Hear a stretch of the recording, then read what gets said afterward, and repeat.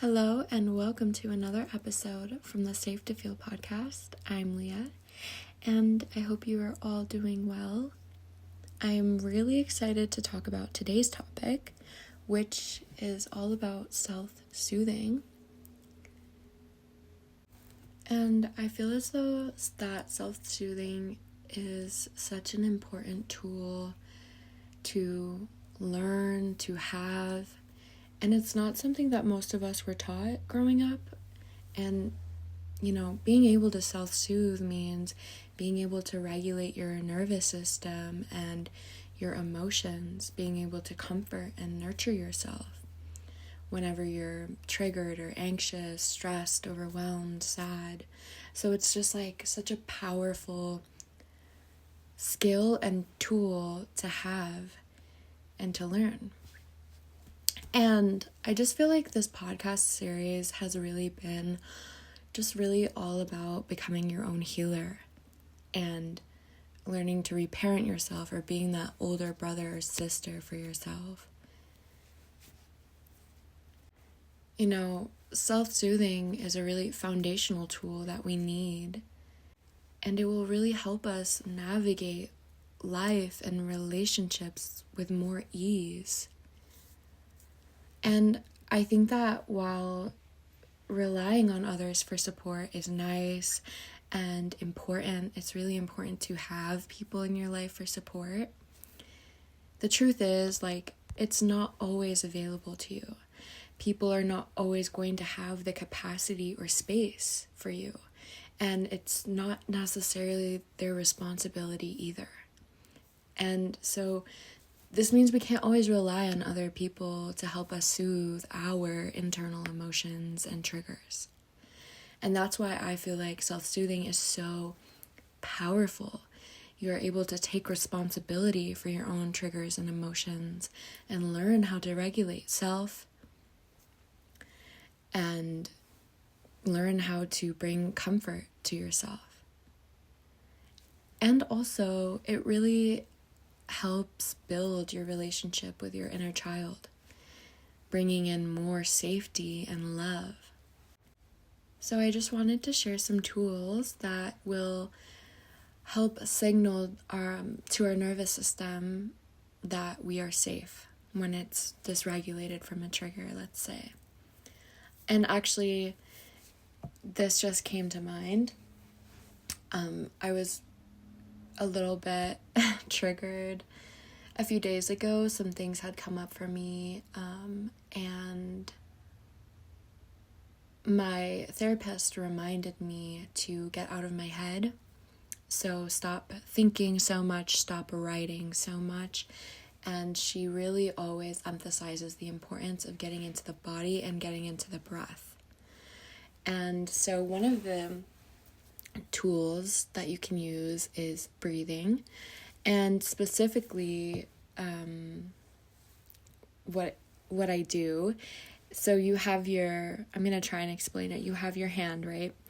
And you make a 5 with it, with all your fingers, and you just trace your other hand pointer finger up each finger and down, and as you trace your finger up, slowly you breathe in and out down the finger, and you do all your fingers, and I will just repeat it until I feel that safety again, and my heart has slowed down, and I'm in that parasympathetic space, and I'm calm.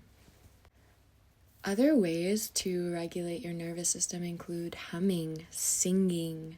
Yes, humming and singing. And you probably might notice that you already do this. I've noticed a lot of people do this without realizing that it actually is their body trying to regulate their nervous system. So humming and singing is really good. I like to hum and put my hand on my heart. For me personally, that's just something I like. Also singing, singing is great. I love to do that too. Laughing, chanting, all really great ways to signal to our nervous system that we are safe. And these things that I just mentioned activates our vagus nerve and our parasympathetic nervous system. Another great way to self-soothe is movement. I think movement is very important. Things like dancing, like shaking it out. Like, it can be anything, like just moving that body. I just like moved my body while I said that.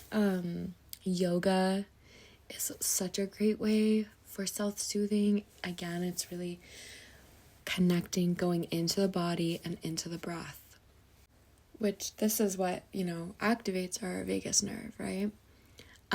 Working out is also really great, like weightlifting. Like something repetitive where you're really having to breathe and be in your body. It could even look like just like rocking side to side, which kind of like gave me an image of like someone in the corner with their knees to their chest, like rocking side to side. But it is a way. It doesn't have to be in the corner. That's just, I don't know, it's just what came to my head. But yeah, somatic practices and exercise can really help release stored emotions that, our body tends to hold a lot of unprocessed emotions, and tension. So not only does, getting more somatic and getting into movement help release those stored emotions and stresses, it helps boost your endorphins. I don't know if I'm saying it right. You know what I'm talking about though. And also, again, getting into that breath and being really grounded in your body.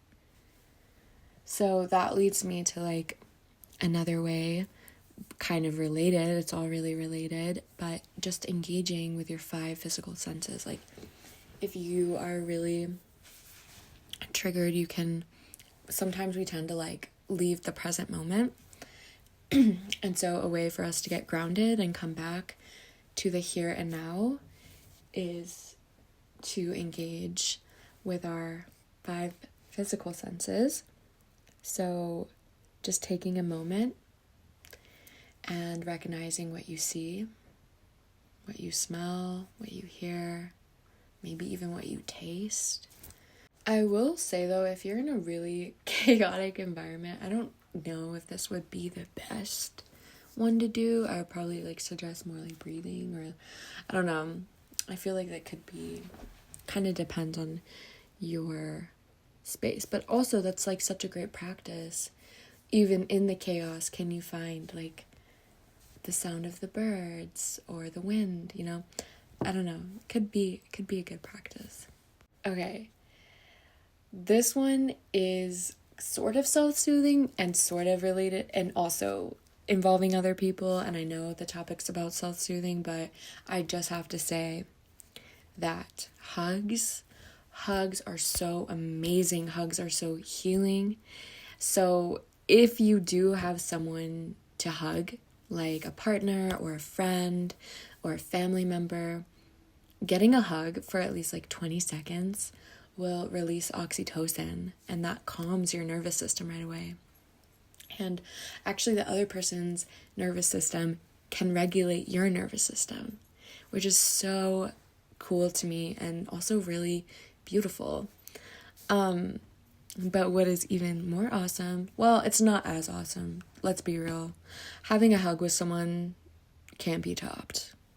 I personally think hugs are amazing and so healing, so comforting. I love a hug. Anyway, but you can also hug yourself, if need be, and you will still release oxytocin. So you can give yourself a hug. I think the best way to truly do it is with your knees to your chest, and that way you can really get the same effects.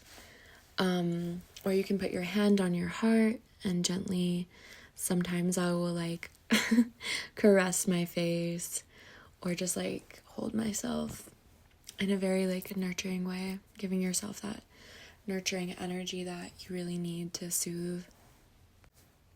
if you're able to, getting out into nature is a great tool for self-soothing. It's very soothing to our nervous systems and also very grounding, which ultimately relieves our stress and again activates our parasympathetic nervous system. Unless you think there's a bear, which literally happened to me the other day when I was leaving the forest. I can't remember if I talked about this in the last episode, but I was so scared. My sympathetic nervous system was definitely activated. Oh my gosh. But that's not really often the case, right? So nature is amazing. Stress reliever, grounding, comforting. And if you haven't watched the episode before this, the parasympathetic nervous system promotes our rest and digest functions, which basically counteracts our fight or flight mode, which is the sympathetic nervous system, which is activated when there's stress or danger being perceived, which occurs when you're overwhelmed or triggered. But if you want to know more about that, my last episode goes into more detail, talking about our autonomic nervous system. Circling back to breath. Breath, I think, is one of the most important and biggest ways we can regulate our nervous system and ultimately self-soothe. So the little finger breathing technique I showed you or talked about, also box breathing, which I think I've mentioned in my episode about soothing anxiety. Both of those breathing techniques I mentioned in the anxiety episode are really great.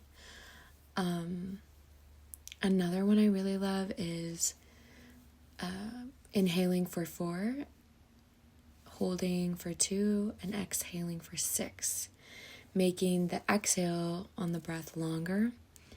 And so what that does is activate your parasympathetic nervous system, which, if you can't tell by now, that is the goal, because it brings that calmness and relaxation and slows down your heart rate.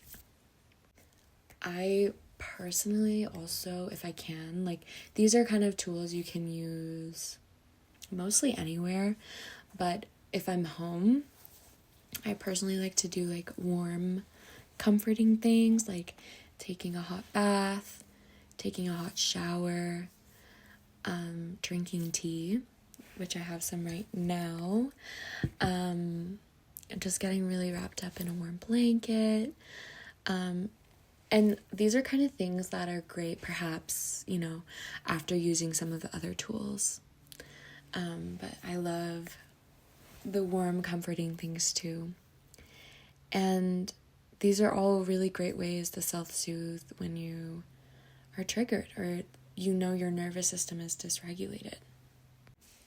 And then when it comes to emotions, if you want, I think it's really important to kind of acknowledge and invalidate your emotions rather than pushing them away.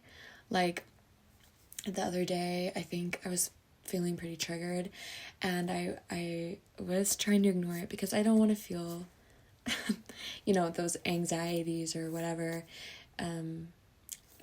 Didn't really name it in the moment. Of course I don't want to feel that, but then it obviously doesn't go away. Even if I try some of these tools, it still lingers. So I was like, all right, I checked in with my younger self and spoke to her, created a space for her to come through, and we ended up just crying. I think it's okay to not always label or understand why you're crying. I'm not going to question why I'm crying. I kind of could, not specifically, but I overall could understand why I was crying, and just letting that be felt, letting that be done, letting myself just cry. And then I think you can sort of, if you want to,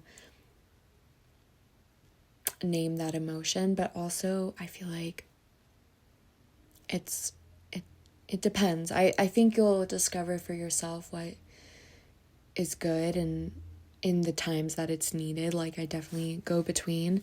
Like I said earlier, sometimes it's, sometimes I overdo the thinking, the analyzing, and naming, and journaling and writing. And sometimes I absolutely just need to breathe and be in my body. And sometimes it's not really all that important for me to go over things I've already been over.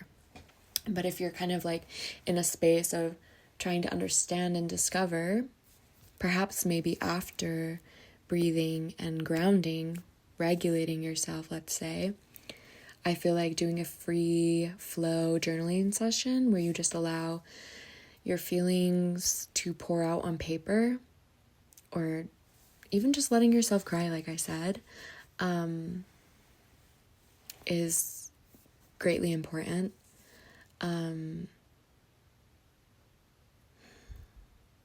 I think speaking to your inner child, if they have something to say, can be done through word or through writing, which I spoke about a little bit in the episode about the mother wound, which doesn't have to be specifically related to the mother wound, right? It can be about anything, but I did talk about, techniques in regard to the inner child.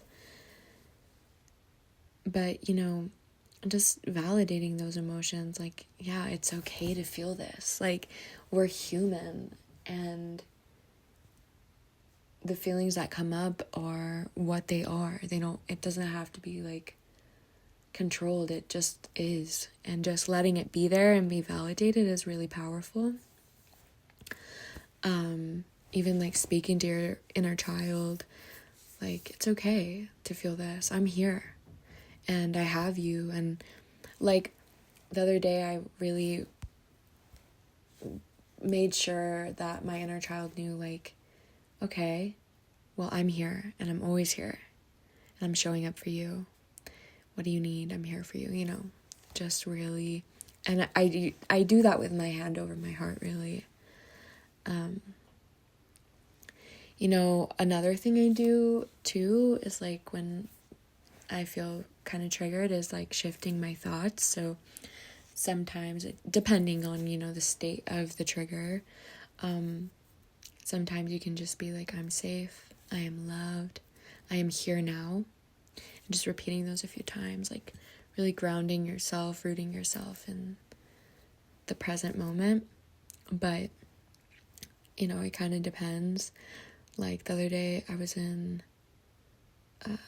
my testing and ethics class. Wait, I forget what it's called. My testing and something class. And we were looking at some tests that were quite triggering. They're tests you would take in regards to, a clinical study or a clinical setting. And some of them were just like really intense. And I think it just brought up a memory which triggered me, and I had to leave the class for a moment to regulate myself so I didn't cry in front of everyone. And I did my little finger breathing. So, in that case, saying I am safe, I am loved, I don't think would have been, would have worked. Maybe I could say that after the breathing, but so yeah, just you'll connect to yourself more and really find what you need in the moment. Another way to self-soothe is also spiritually or energetically, which can be done through prayer. I think a lot of prayers are actually, for example, in Islam, actually are really calming and regulating for the nervous system. So prayer, and it's like that, repetitive movement. You're in your body. You're connecting to a higher source. Meditation, mantras, or chanting are all really great. Also, I didn't mention yet, but art and music can be a great therapy as well. So like painting, drawing, playing an instrument, listening to music, singing, like I said, and really if you're listening to music without distractions, like doing these things really present in the moment, are all also great self-soothing tools. So if you're an artistic person, yes, playing an instrument, drawing, painting, whatever it is also really a great tool for self-soothing. But anyway, there are so many tools and techniques that you can use, and I hope that in today's episode there was something you found helpful or just sparked your interest.